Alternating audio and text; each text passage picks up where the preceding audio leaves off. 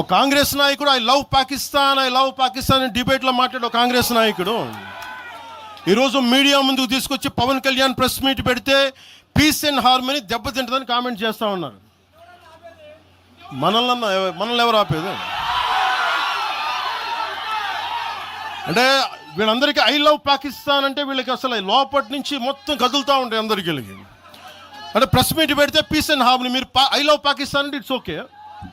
When I want do press addressing then it's an issue for you, law and order issue. అది పెహల్గామ్లో ఇంతమంది ఉగ్రవాదులు చంపేస్తే ఈ సోకాల్ కాంగ్రెస్ నాయకుడు ఎందుకయ్యా మాట్లాడలా? ఎందుకు మీరు నోరు మెదపలా?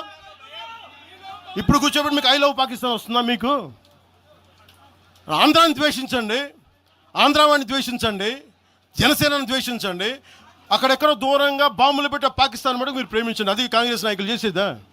కేసీఆర్ లేకపోతే తెలంగాణ వచ్చేది ఏంటని నేను అంటున్నా. కేసీఆర్ తెలంగాణ రాకుండా చూస్తానికి ప్రయత్నం చేసింది. ఒక తెలంగాణ ఉద్యమకారుడిగా తెలిసిన అంశాలు నేను చెప్తున్నా. అంటే ఎందుకంటే 12 సంవత్సరాలు సుదీర్ఘమైన కాలంలో ప్రజల కోసం తాను కూడా చాలా కమిట్మెంట్తో ఎన్ని పొలిటికల్ క్రైసిస్ వచ్చినా కూడా నిలదొక్కుని దాన్ని ముందుకు తీసుకెళ్ళింది. ఆయన ఉన్నాడు కాబట్టి ఎవరైనా ఇచ్చిండ్రు, అది అతిశయోక్తి ఏం కాదు, ఒప్పుకోవాల్సింది. అంటే నేను రాజకీయ నాయకుడికి ఒప్పుకోకపోయినా వాస్తవం మాత్రం అదే. సో మాకు ఇష్టం లేకపోవచ్చు, ఒక పార్టీలో ఉండి ఒక పార్టీలో ఇంపార్టెంట్ రోల్ ప్లే చేస్తూ నేను ఆ మాట అనకూడదు.